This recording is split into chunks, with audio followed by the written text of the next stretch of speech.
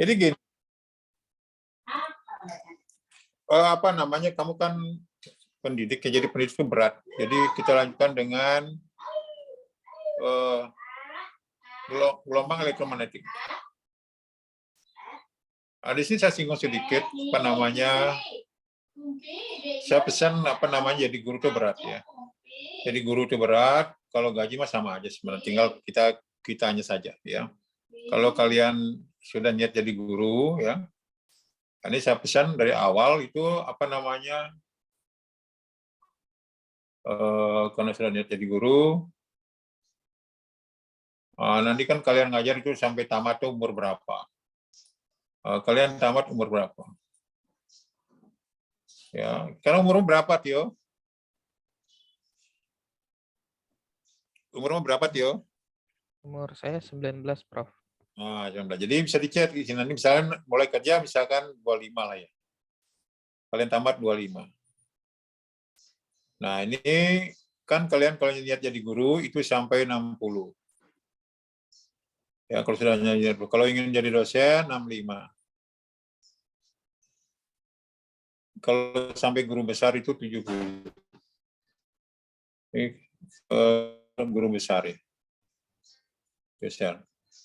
Nah, ini kalau sudah guru itu di sini. Nah, ini pesan saya kalau sudah niat jadi guru ya, itu perangkatnya udah punya dari awal. Ya, materi fisikanya itu harus sudah di luar kepala, materi fisika ya. Fisikanya harus sudah hafal, pedagogiknya ya, model, strategi, evaluasi itu harus hafal. Ya, nah kalau bisa perlu ini adalah IT. IT yang laku nanti itu adalah yang terakhir yaitu bahasa Inggris. Guru yang bahasa Inggrisnya bagus, Pak. Inilah yang laku di dalam internasional.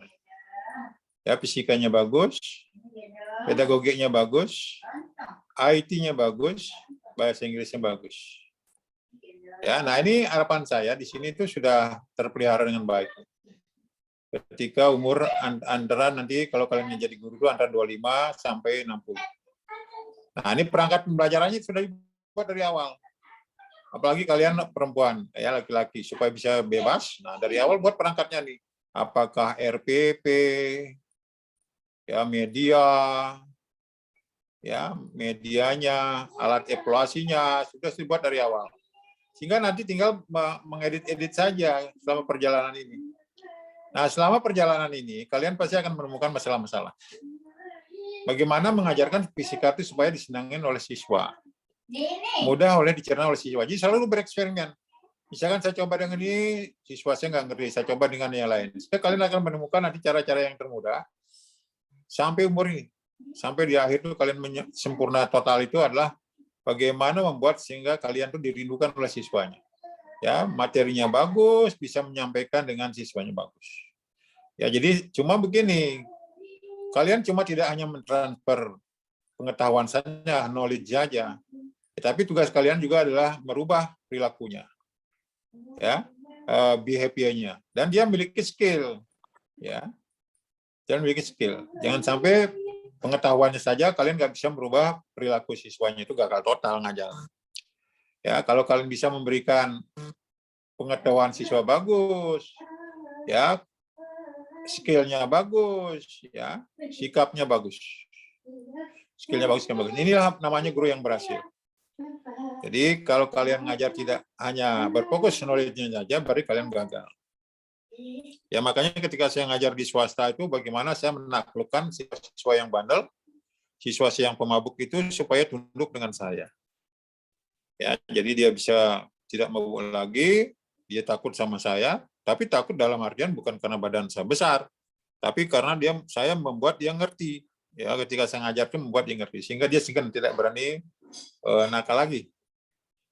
Nah, itu cara saya menaklukkan ke siswa-siswa yang bandel. Nah, itu 25 sampai 60 itu kalau sudah menjadi guru. Sama kalau menjadi dosen. Nah, ini dari sini kan cukup S1 saja. Nah, kalau jadi dosen harus lanjut ke S2 nih. Lanjut ke S2. Kalau ingin jadi guru besar, lanjut lagi ke S3 nih. Nah, lanjut ke S3. Sekarang guru besar itu harus melalui S3. Kalau dulu kan enggak. Kalau dulu dari S1 bisa jadi guru besar, ya tidak harus melalui S3. Nah, ini sama. Ini juga yang diperlukan nih. Ini harus ini mahir. Kalau itu nggak laku. Ya, nah yang ini saya basicnya belajar sendiri nih, belajar sendiri saya masih banyak saya belajar. Ya, karena itu ya saya katakan tadi guru saya zaman saya itu pakai guide bukan dari guru yang murni-murni tamatan dari lulusan bahasa Inggris. Ya, jadi saya melihat grammar-grammarnya kekurangan saya. Gitu.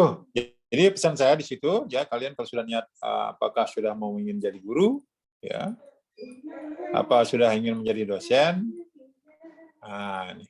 Kalau dosen otomatis lanjut ke S3. Kalau nggak itu tertinggal kalian. Gitu. Tio, apakah kamu ingat jadi guru saja apa jadi dosen? Ah, Tio. Halo, Tio. Tio.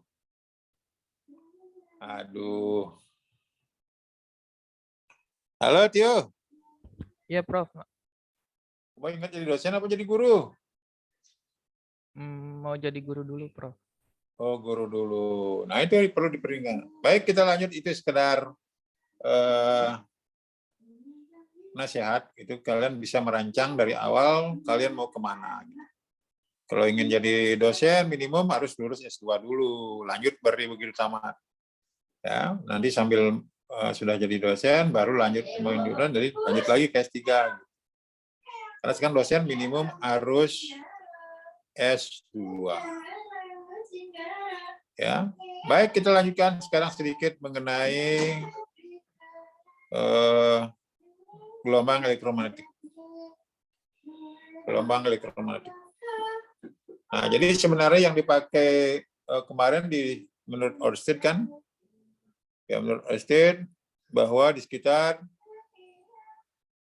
ya, pengantar berarus ada medan magnet gitu. Ya, ada medan magnet. Di sekitar pengantar berarus ada medan magnet.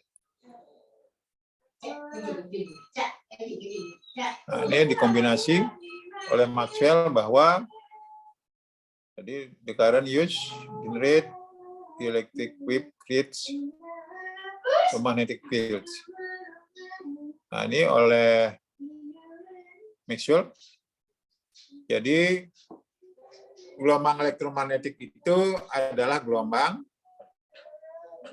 yang memuat medan magnet dan medan listrik ya, yang dipancarkan dari sumbernya yang dipancarkan dari sumbernya ke segala arah. Ya. Gelombang yang terdiri dari medan magnet dan medan listrik yang dipancarkan dari sumbernya ke segala arah. Di mana medan magnet dan medan listrik ini saling tegak lurus. Sehingga gelombang elektromagnetik ini termasuk gelombang transversal. Ya, kalian tahu ingat gelombang transversal ya dapat dibiaskan ya. Dapat dibiaskan ini refleksi dapat direfleksikan, dapat direfraksikan ya, refraksi, dapat berintervensi, dapat didifraksikan, dapat dipolarisasikan.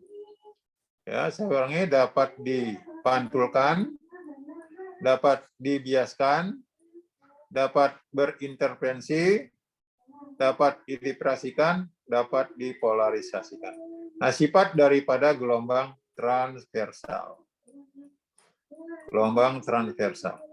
Nah, gelombang transversal kalian tahu bahwa arah rambat dan arah gitarnya saling tegak lurus. Arah rambat dan saling tegak lurus. Nah, tadi sesuai dengan Maxwell tadi bahwa antara medan magnet, nah ini saling tegak lurus. Ya, jadi medan listriknya itu E, ini adalah listrik. Ya, medan listrik. Ini adalah listriknya. Nah, ini yang medan magnet, ini magnetnya. Nah, dia bergerak secara tegak lurus. Nah, ini akan menghasilkan apa yang disebut dengan gelombang elektromagnetik. Gelombang elektromagnetik. Ya, jadi dia saling tegak lurus. Nah, lajunya ini sebenarnya adalah lajunya itu rumusnya adalah jadi dia merambat dengan atau tanpa medium. Nah, jadi rumusnya C sama dengan seper akar epsilon 0 mu. Epsilon mu. Nah, di sini. Nah, epsilon inilah yang sama dengan permitivitas relatif R kali E0. Kalau udara, ini mu sama dengan mu R kali mu 0. Nah, kalau udara, ini 1. Sehingga kalau udara, ini C sama dengan seper akar epsilon mu 0. Epsilon 0 mu 0. Nah, ini kalau dimasukkan harga-harganya, dia ketemunya adalah 3 kali, sebenarnya nggak tepat 3 ya, dibulatkan. 2, sekian ya, 2,9 berapa. Dibulatkan jadilah dia 3 kali 9, 10 pangkat 8. 3 kali 10 pangkat 8 meter per sekon. Ini harus hafal di luar kepala ya. Jadi saya ulangi. Cahaya ini adalah salah satu bentuk gelombang elektromagnetik yang merambat di ruang hampa dengan kecepatan 3 kali 10 pangkat 8 meter per sekon. Jadi gelombang elektromagnetik ini merupakan gelombang bentuknya adalah transversal, ya, terdiri dari medan magnet dan medan listrik, ya, yang saling tegak lurus,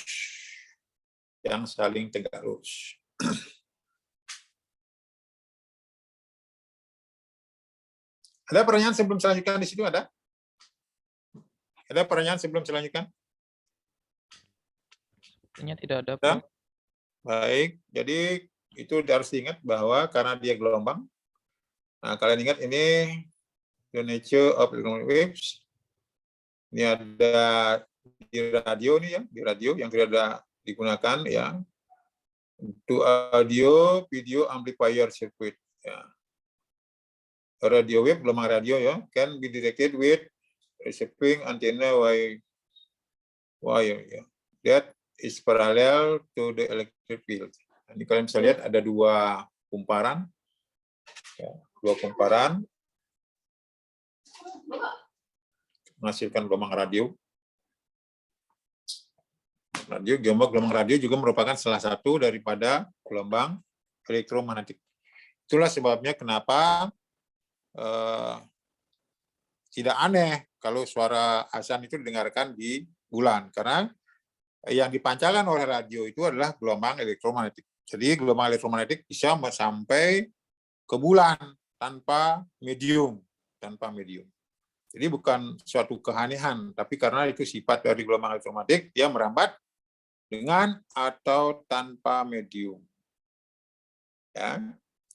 Nah, ini kalau diuraikan, nah ini dia terdiri dari ya, gelombang ini radio, TV, radar, inframerah, ya.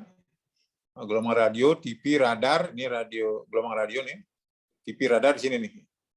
Ya, ada gelombang radio, TV, radar di sini. Baru inframerah, ya, ultraviolet, sinar X dan sinar gamma. Saya ulangi, gelombang radio, TV, radar, inframerah, cahaya tampak, ya, tambak, ultraviolet, sinar X, baru sinar gamma, ya. Karena ininya makanan itu sebetulnya nanti ada kulkas datang suruh bawa naik ya. Satu pintu. Iya. Kasihan tuh cuma ke buah. Taruh di mana? Dia kan habis ini dia kan ada luka nggak boleh ini kayak ini, dia kalau kejepit gitu. Di sana bilangin aja. Di atas. Gimana bawahnya? Gimana bawahnya? Bisa ya, tukar ya bisa. Angkat sih.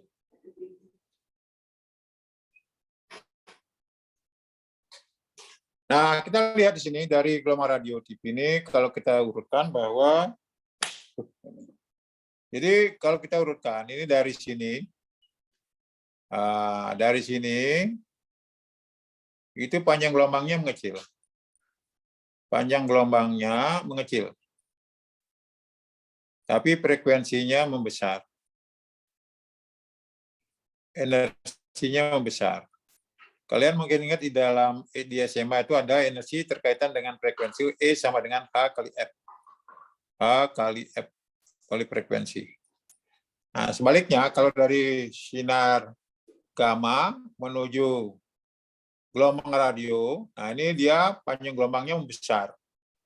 Panjang gelombangnya membesar, frekuensinya mengecil, energinya mengecil. Nah, itu sering ditanyakan di SMA itu analisis. Kalau misalkan ditanyakan mana yang benar urutan dari panjang gelombang ke besar, panjang gelombang kecil, atau sebaliknya dari frekuensi besar ke kecil. Kalau kalian harus paham. Ya, jadi ini cahaya tampak Magicu Hibiniu ini yang termasuk dari cahaya tampak. Ini cahaya tampak. Ya, gelombang radio, TV, radiar radio, TV, radar, cahaya tampak, ya.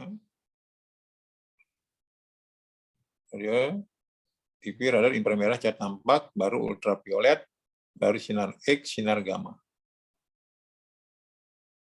Jadi ini yang merupakan radioaktif, ini zat radioaktif. Nah, karena dia gelombang, maka kalian ingat di dalam gelombang ada rumus P sama dengan F kali lambda. F kali lambda. Atau lambda sama dengan P kali T. P kali T. Karena kalian tahu bahwa frekuensi kebalikan daripada periode. Kebalikan dari periode. Nah, karena berbicara gelombang elektromagnetik, yang kecepatannya otomatis 3 kali 10 pangkat 8. Ini harus di luar kepala ya. Jadi otomatis nanti kalau berbicara gelombang elektromagnetik, ya kecepatannya adalah 3 kali 10 pangkat 8. 3 kali 10 pangkat 8. Ya, jadi nggak nanya lagi. Kalau sudah berbicara gelombang elektromagnetik, otomatis kecepatannya 3 kali 10 pangkat 8. Oke? Ada pertanyaan sampai di situ? Any question? Halo? Dari kawan-kawan ada yang ingin bertanya tidak? Silakan. Yuk, kamu yang Pak Lurah tuh kasih tahu, saya nggak ngelihat semuanya. Saya nggak bisa ngelihat semuanya. Sepertinya tidak ada, Ada Prof. pertanyaan? Baik, kita Belum ada? belum, Prof. Baik, kita lanjut. Nah, ini contoh seperti biasa yang saya katakan, begitu mulai satuan harus satu sistem. Find the ring of wavelength, jadi ring panjang gelombang. For visible light in frequency ring between antara 14 dan 7,9. Nah, seperti saya katakan tadi bahwa kalau berbicara gelombang elektromagnetik, otomatis kecepatannya adalah 3 kali 10 pangkat 8. Jadi di sini nggak ditulis, makanya nggak ditulis, karena itu sudah dianggap di luar kepala. Kalian sudah hafal di luar kepala. Ya, bahwa kecepatannya yang sama dengan P 3 kali 10 pangkat 8. 10 pangkat 8 meter per sekon. Nah, ini dirubah lagi dalam nanometer. Ingat nano 10 pangkat min 9. Nano 10 pangkat min 9. Nah, seperti difraksi, ya, salah satu tadi saya bilang bahwa salah satu sifat gelombang elektromagnetik adalah dapat didifraksikan. Dapat didifraksikan. Ini yang saya katakan tadi bahwa tidak tepat 3 kali 10 pangkat 8, ya, jadi 2, sekian kali 10 pangkat 8.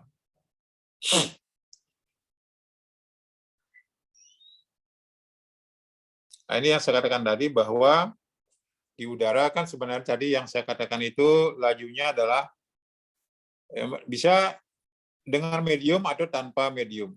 Ya, jadi akar tadi yang benar ini adalah dengan medium, Nah, ini mu epsilon mu. Nah, tanpa medium. Nah, ini di ruang hampa epsilon 0 mu 0 hasilnya 3 kali 10/8. Jadi ini secara umum.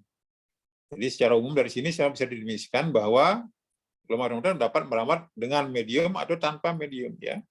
Dengan medium atau tanpa medium. Dari sini bisa didefinisikan ya. Dari medium kan ini masing-masing punya. Epsilon punya, mu punya. Nah, khusus untuk udara kan dia 1. Itulah sebabnya kenapa dia hasilnya 3 kali 10/8.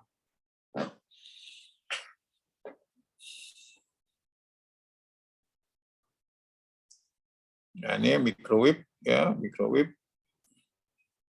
Jadi gelombang dari satu tempat ke tempat yang lain itu adalah membawa energi. Membawa energi. Ya, saya ulangi.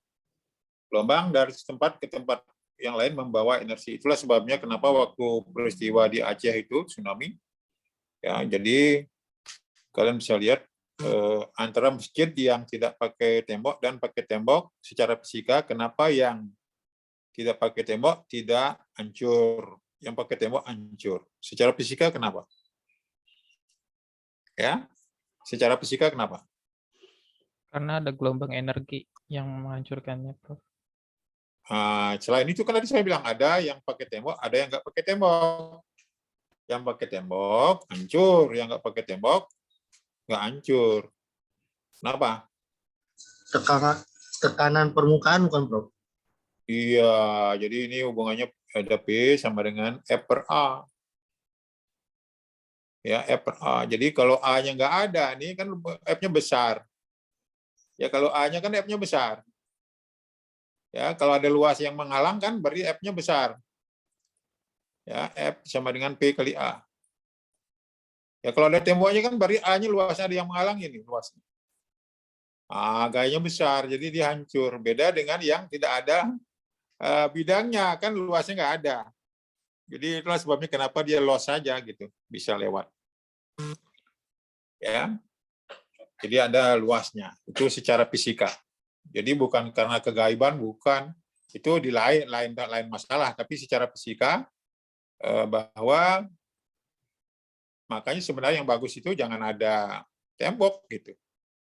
Sehingga kalau ada masalah-masalah apa, umatnya bisa langsung kabur, terselamatkan. Baik, kita lihat di sini yaitu seperti dikatakan tadi bahwa gelombang elektromagnetik ya juga dari tempat ke tempat yang lain membawa energi. Nah, tadi dikatakan bahwa gelombang elektromagnetik muat dari listrik dan magnet, ya. Nah, dari mana energi listriknya? Jadi ingat kalian energi listrik itu diturunkan dari kapasitor ya. W sama dengan setengah Cp kuadrat. Nah, setengah Cp kuadrat. Nah, dari sini diturunkan Cp kuadrat.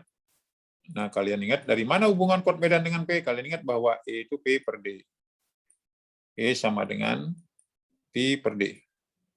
P per D. Sehingga tegangannya diganti. Nah, dengan kuat medan hubungnya adalah ini rapat energi listrik, ini U energi listrik, ini rapat energinya adalah W listrik dibagi dengan volume. Ya, W listrik dibagi dengan volume. Ya, sehingga ketemu bahwa untuk energi listrik, rapat energinya itu adalah setengah epsilon 0 kuat medan kuadrat. Ini rapat energi listrik. Nah, itu. Jadi kalau hanya energi listriknya saja, W setengah Cp kuadrat, energi listriknya menjadi rapat energi listriknya adalah W per volume, usaha persatuan volume ketemu ini. Sedangkan untuk magnetnya itu diperoleh dari ya ini energi magnet, W-nya diperoleh dari induktor setengah Li kuadrat, setengah Li kuadrat. Nah, kalian tahu bahwa L ini adalah Np per I. L itu sama dengan N P per I. Ya. Sebentar. Nah. Apa? Mana?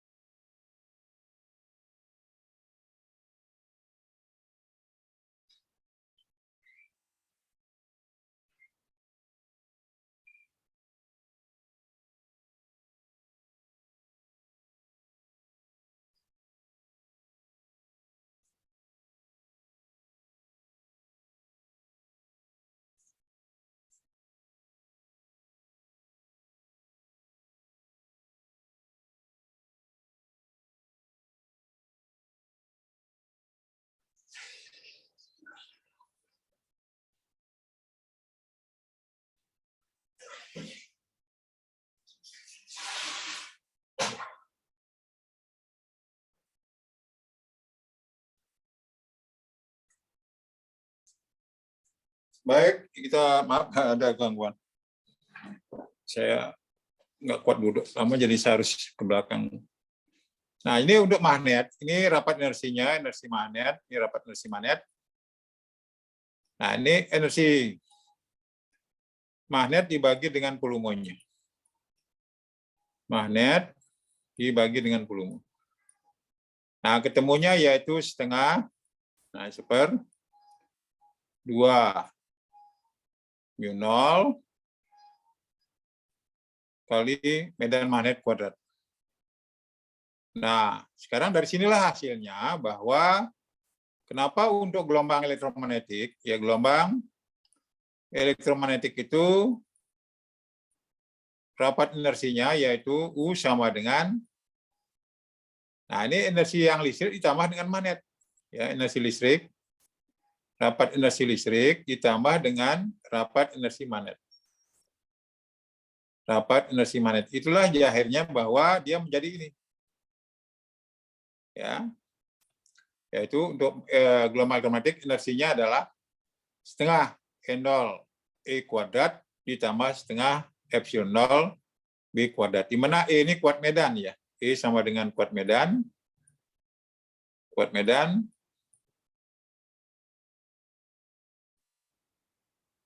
Kuat medan listrik. Ya. Kuat medan listrik.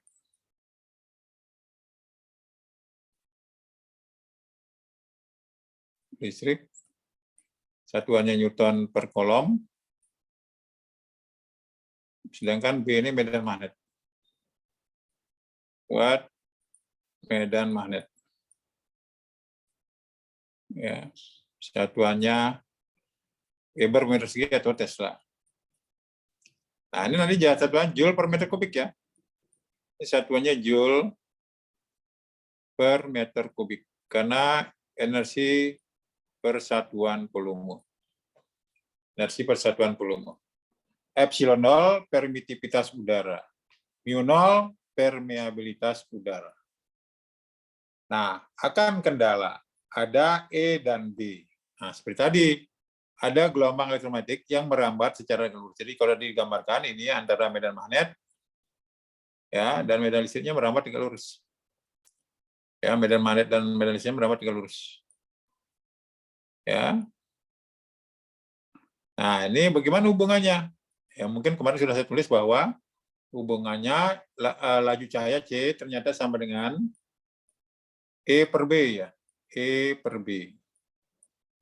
Sehingga nanti sama-sama bisa dinyatakan dalam B atau E. Nah, ini dari sini bisa dicari bahwa B sama dengan E per C. E per C. Atau sebaliknya, di sini bahwa E sama dengan B kali C. Nah, mau kalian mau membuat B kali C atau E per C sama aja, tergantung nanti soalnya diketahui apa. C ini laju cahaya ya, C-nya laju cahaya 3 kali 10⁴. Jadi hubungan laju cahaya dengan kuat medan listrik dan magnet itu C sama dengan E per B. E per B. Ya, di situ. Jadi hati-hati mana yang rapat inersi listrik, mana yang rapat inersi magnet, mana yang rapat inersi gelombang elektromagnetik. Itu. Ya. Ada pertanyaan? Ada pertanyaan, silakan.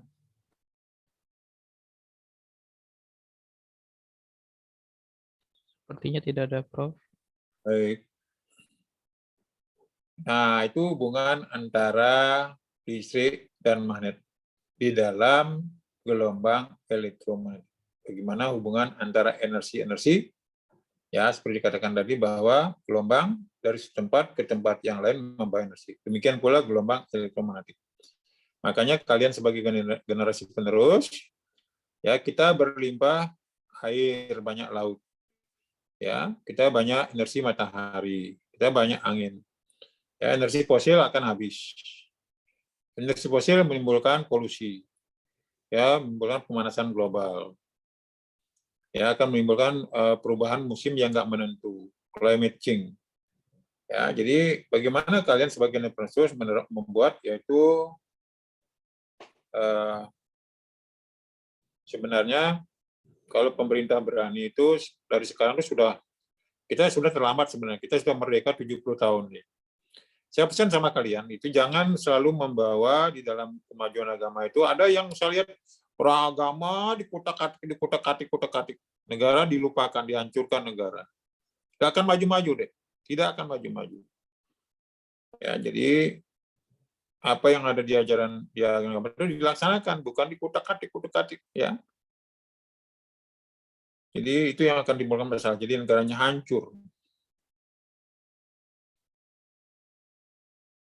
Ya, jadi saya anggap pola pikir orang modern itu tidak lagi seperti ini. Jadi tidak seperti kultur terbalik ya, tidak seperti ini. Ya, sebagai orang modern itu terbalik, wawasannya luas, balik nih. Ya, jadi pola pikir itu luas, wawasannya luas. Enggak terbalik, ya, terbalik ini. Kan seperti ini. Yang salah ini. Ya. Baik, kita lanjutkan. Nah, ini ada intensitas cahaya.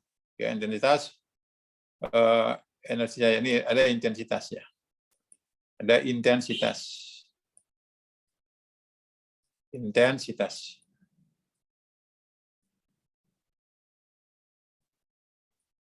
Intensitas energi jadi cahaya. Jadi notasinya S ya. Daya persatuan luas. Daya persatuan luas. Nah, jadi rapat energi di sini maksudnya adalah tadi hubungannya terhadap rapat energi tadi. Rapat energi tadi. Yang tadi mana U-nya tadi sama dengan setengah epsilon 0 V kuadrat ditambah 1/2 mu 0 V kuadrat. Nah, ini kemudian dibagi nih. Dengan luas lagi, ketemunya dia adalah bentuknya, ini C-nya dicoret, T-nya coret. Jadi tinggal adalah C kali U. Jadi tinggal intensitas di sini yaitu sama dengan laju cahaya kali rapat inersi. Nah, jadi kalian tahu tadi bahwa C ini adalah meter per sekon, sedangkan laju tadi itu adalah joule per meter kubik. Joule per meter kubik. Nah, ini coret habis. Nah, sehingga nanti intensitas satuannya watt per meter persegi. Nah, ini dia tadi intensitas itu nanti satuannya adalah watt per meter persegi. Jadi laju cahaya kali rapat inersi ini. Ini, yang ini. Jadi nanti kalau ditanyakan berapa besarnya intensitas, ya intensitas gelombang elektromagnetik. S sama dengan C kali U. C kali U. C, 3 kali 10⁸.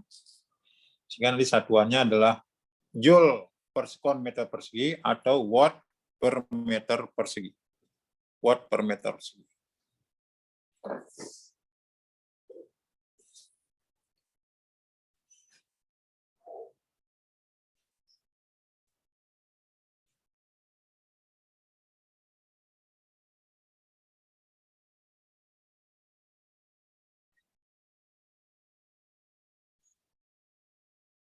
Ada pertanyaan? Sebelum selanjutnya ada? Ada? Belum, Prof. Baik, kita lihat yaitu sekarang ada yang namanya asas Doppler. Nah, ini asas Doppler ini digunakan untuk mengetahui apakah suatu sumber cahaya itu, ini sering dipakai oleh astronomi itu untuk mengetahui apakah suatu meteor atau asteroid bergerak menjauhi bumi atau mendekati bumi. Karena kalau bertabrakan dengan bumi pasti akan menimbulkan masalah di bumi. Ya, jadi sebenarnya kita ini kan hanya salah satu menempati planet yang ada di bumi. Ya, planet-planet lain saya rasa masih banyak. Ya, apakah ditempatin apa kita nggak tahu. Ya, percaya nggak kalian bahwa ada planet lain? Percaya? Percaya, Prof. Nah, jadi kan kita udah tahu apa yang hidup di sana, karena banyak yang belum diketahui. Yang diketahui kan banyak Merkurius, Bumi, Mars, Jupiter, sampai Jupiter kan gitu. Ya. Yang lainnya kan masih ada, yang belum terjangkau oleh manusia itu kebatasan manusia baru sampai di situ. Yang belum ada. Ya, baru ada yang lain juga gitu. Baru kita nggak tahu di situ makhluknya gimana gitu. Apakah seperti manusia atau yang lain. Ya. Jadi itulah keterbatasan kita. Nah, jadi kita lihat di sini yaitu asas Doppler. Nah, kalau kita kemarin di gelombang bunyi, itu kita berbicara efek Doppler.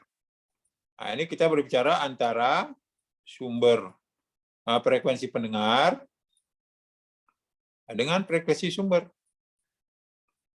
P plus minus kecepatan pendengar per P plus minus kecepatan sumber kali frekuensi sumber. Nah, di sini kalian bisa lihat ini apakah dia mendekati atau menjauhi. Ya, sound wave require a medium whereas automatic wave do not. Dan kemudian sound is the motion relative to medium that important to electromagnetic waves, only the relative motion of the source and observer. Ini adalah penting, ada pengamat dan sumber. Nah, ini antara yang diamati itu dengan sumbernya ini hubungannya adalah Fs 1 plus minus P relatif per C. Ya, P relatif per C.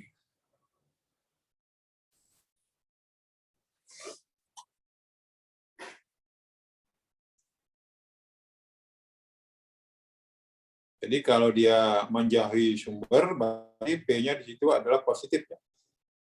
P relatifnya positif. Itu sebabnya dari situlah dianalisis, kalau dia frekuensinya mengecil, berarti dia menjauhi pengamat. Kalau di situ dia negatif, berarti frekuensi pengamatnya itu semakin besar. Sehingga dia terlihat mendekati pengamat.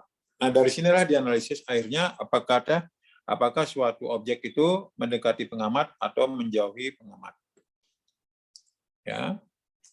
Di frekuensi yang diamati itu sama dengan F sumber kali 1 plus minus P relatif per C. Karena ini berbicara gelombang elektromagnetik, jadi lajunya adalah 3 kali 10⁸. Jadi hati-hati, makanya kalian hati-hati berbicara di dalam gelombang elektromagnetik. Ya, jadi hati-hati di sini yang berbicara ketika berbicara fisika klasik ya. Klasik. Kemudian bicara modern. Nah, ini hati-hati di sini. Ukurannya adalah width dan speed ya. Size dan speed.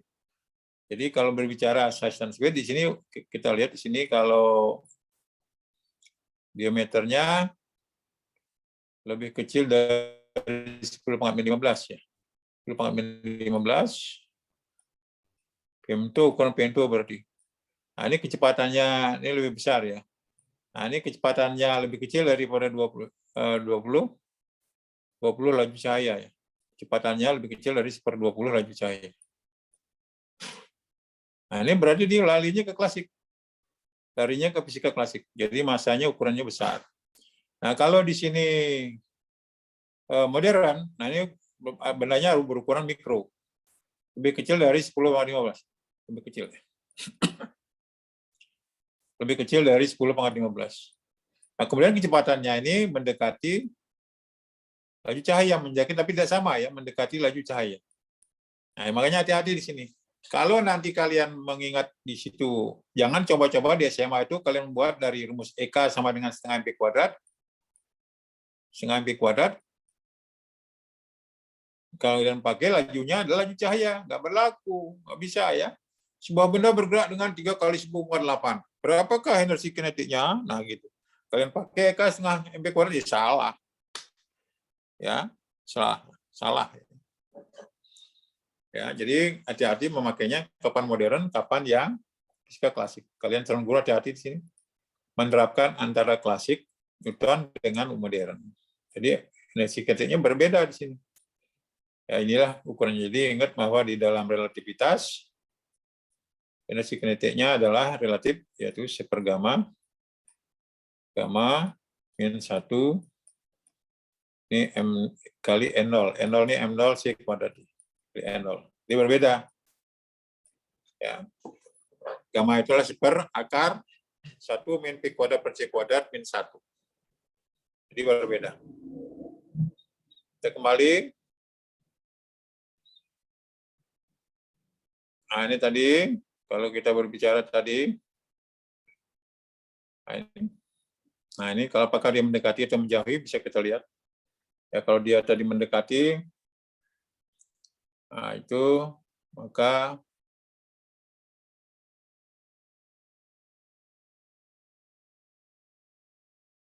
plus, ya kalau menjauhi plus, kalau mendekati min. Nah, tapi ingat kalau ditanyakan pelayangan, itu pelayangan berarti selisih 2 frekuensi ya, selisih 2 frekuensi.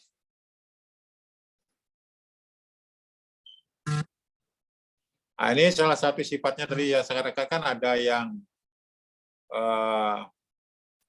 yang dapat dipantulkan ya, pantulkan refleksi, ada yang dibiaskan,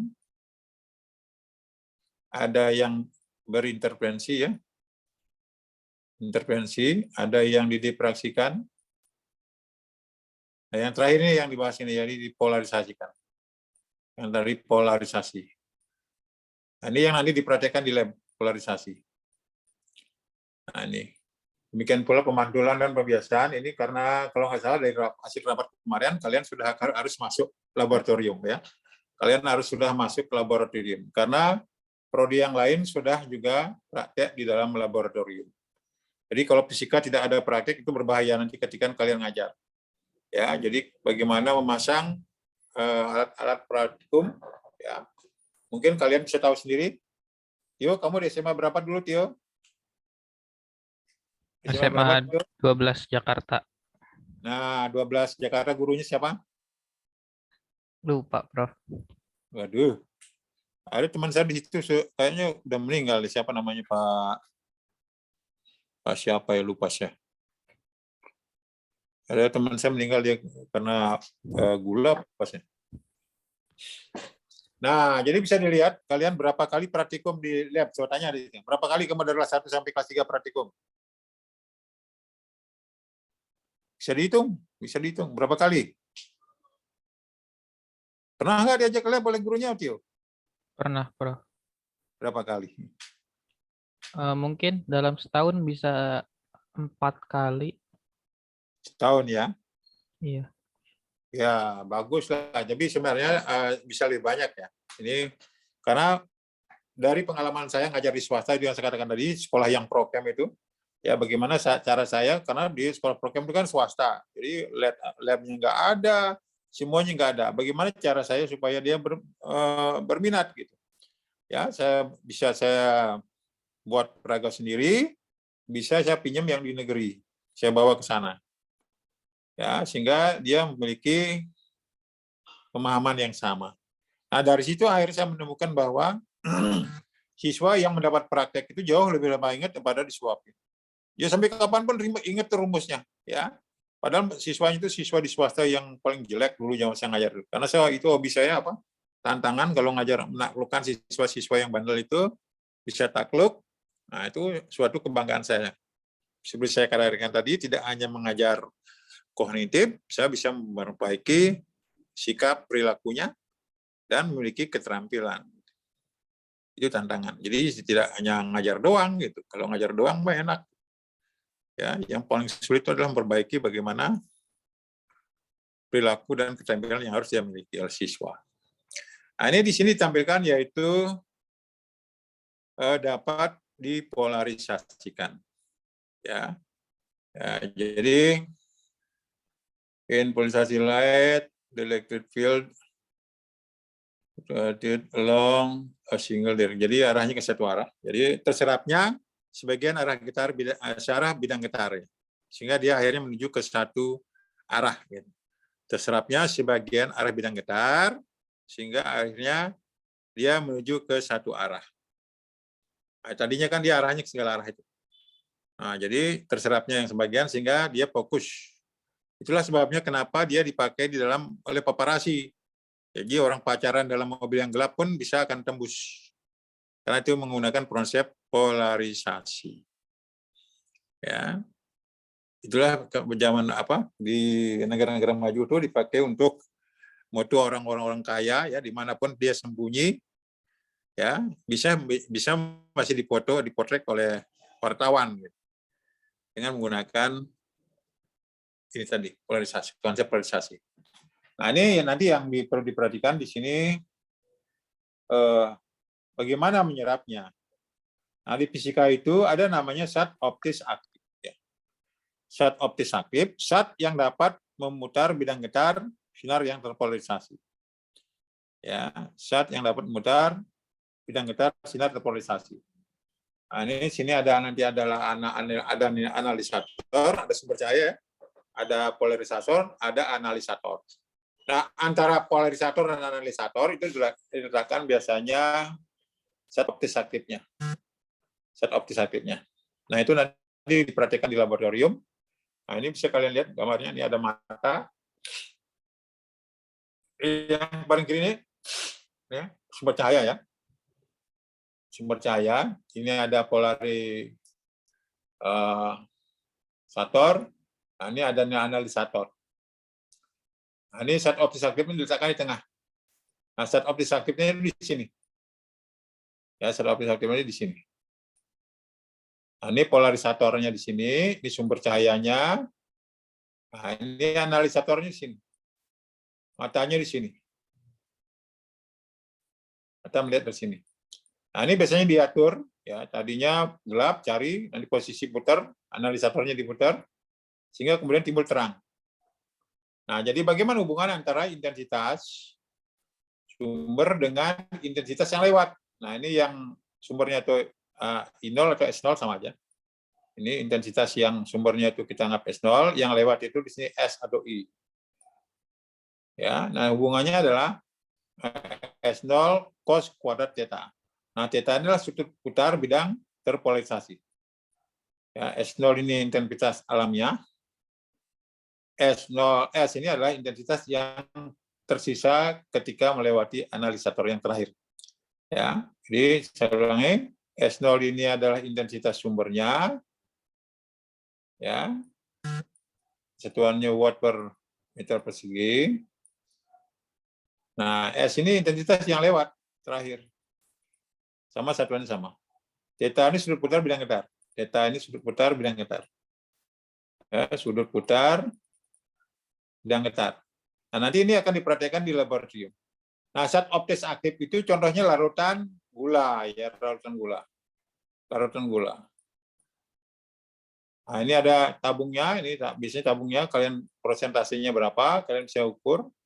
Ya, nanti di situ diletakkan di tengah-tengah, di antara polarisator dan analisator, diletakkan di sini. Ya, diatur sehingga ketemu tetanya.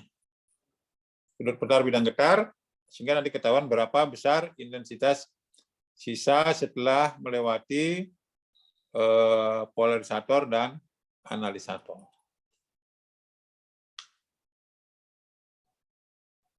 Nah, ini biasanya yang sifat alamiah, contohnya ternyata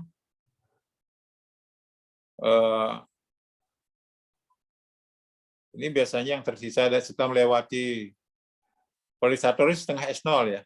Ini setelah melewati ini dia setengah S0. Melewati setengah S0. Itulah sebabnya tadi di sini ditulis kenapa, di sini ditulis ini aturan setengah. Ini di sini ketika melewati ini dia tinggal setengah. Ketika melewati polarisator. Sehingga di sini tulis dia S-nya adalah S-nya setengah S0 0 cos kuadrat theta. Kuadrat theta. Nah, ini ternyata bahwa S0 yang setelah melewati polarisator dia setengah dari aslinya. Ya, sehingga nanti bisa dicari berapa besarnya sudut putar bidang getar. Nah, ini harus perlu kalkulator karena belum tentu angkanya bagus. Belum tentu angkanya bagus. Sehingga kalian harus menggunakan kalkulator. Nah, ini banyak digunakan di dalam optik ya. Polarisasi. Nah, untuk pembiasaan nanti saya bahas tersendiri di dalam cermin dan lensa. Ini khusus dulu mengenai gelombang elektromagnetik dan intensitas cahaya. Itu yang saya bisa berikan hari ini. Cukup dulu. Kalau ada pertanyaan, monggo. Karena ini habis UTS. Habis UTS. Ya. Silakan dicari soalnya di buku Kepler mengenai gelombang atom, silakan. Buku Kepler boleh. Tapi bisa juga menggunakan Szymanski ya, karena nanti ada yang saya suruh melihat bukti rumusnya Szymanski. Szymanski. Karena nanti ada yang saya buat suruh melihat pembuktian rumusnya di sini. Karena di sini kalau saya buktikan habis waktunya. Szymanski. Kepler, enggak ada pembuktian di Kepler, Jayankoli. Jayankoli, ada lagi yang Thomas Young. Banyak bukunya, silakan hasilnya sama. Cuma yang saya lihat pembuktiannya ada di Szymanski. Nanti mengenai seperti bidang sferis ya. Bidang sferis itu adanya di sini. Yang membahas, memudah nanti menjelaskan ke lensa. Ini tolong dibaca di Szymanski tentang bidang sferis. Bidang sferis. Bidang sferis.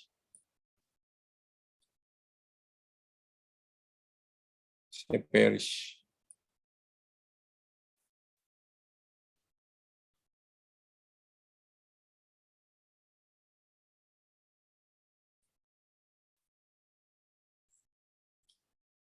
Ada pertanyaan silakan. Karena habis UTS saya tidak berani banyak-banyak dulu, cukup dulu. Kalau ada pertanyaan silakan.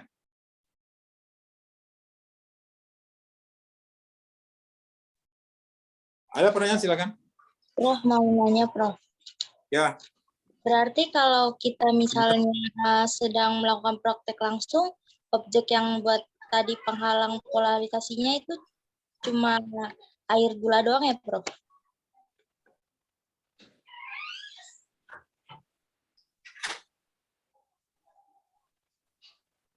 Sebentar ada tukang sampah. Sebentar ada tukang sampah. Apa? Gimana, Bro?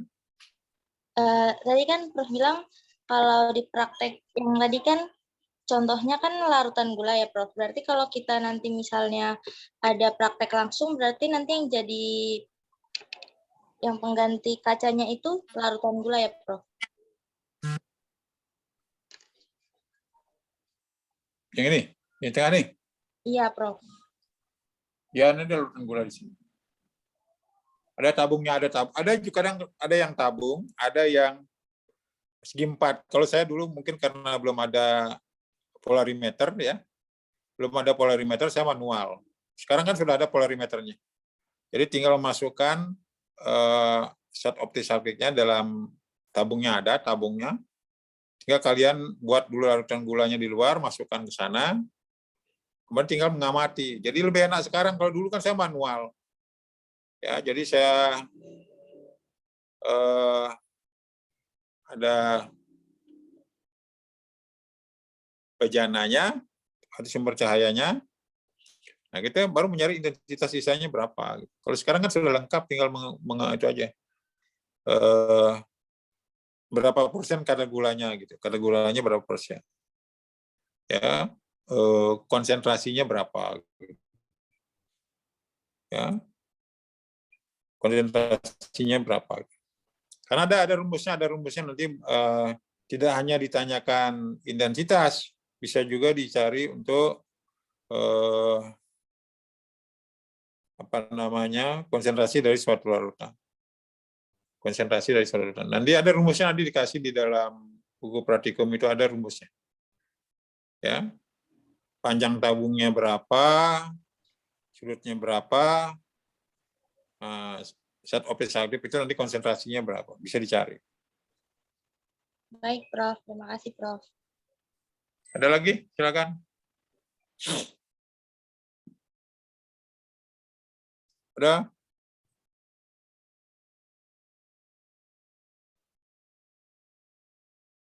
Dari kawan-kawan yang lain ada yang ingin bertanya? Ada?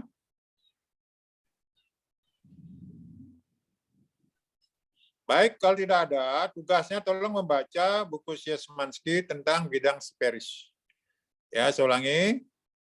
Tolong nanti baca, cari buku Szymanski atau buku yang lain ya tentang bidang Seperis. Sebelum saya nanti lanjutkan ke lensa dan alat optik.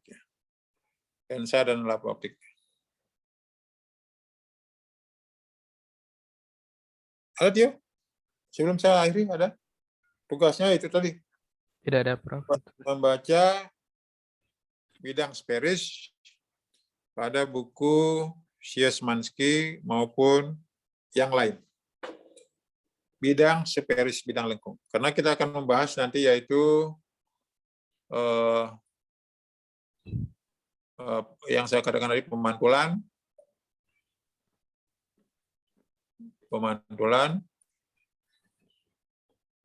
pembiasan, ini akan bahas satu-satu.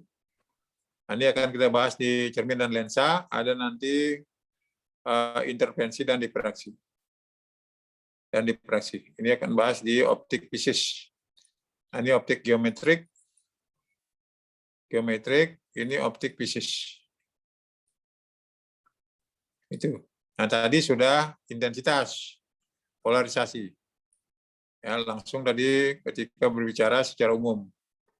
Karena salah satu sifatnya gelombang elektromagnetik adalah dapat dipolarisasikan. Karena dia termasuk gelombang transversal, di mana medan magnet dan medan listriknya bergerak secara tegak lurus. Nah, perlu dipahami tadi, ya, jadi gelombang dari tempat lain membawa energi. Energinya berapa? Yaitu tadi setengah epsilon 0 E kuadrat ditambah 1/2 mu 0 kali B kuadrat. Ya, karena berbicara cahaya, hubungannya C sama dengan E per B. Itu. Baik, kalau tidak ada, selamat membaca bukunya. Sampai ketemu minggu depan ya, Yo. Iya, Prof. Baik, nanti kita lanjutkan ke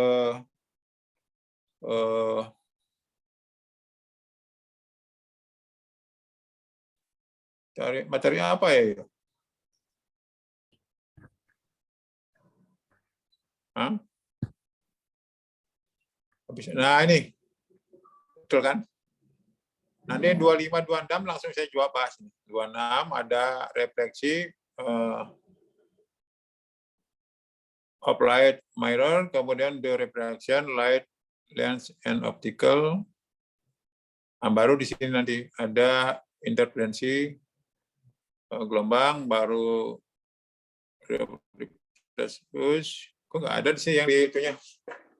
Baru yang dibahas itu di sini oleh itu. Di apa namanya? Silabus. Baik, itu ya. Kalau tidak ada, saya akhiri dulu. Sampai ketemu minggu depan.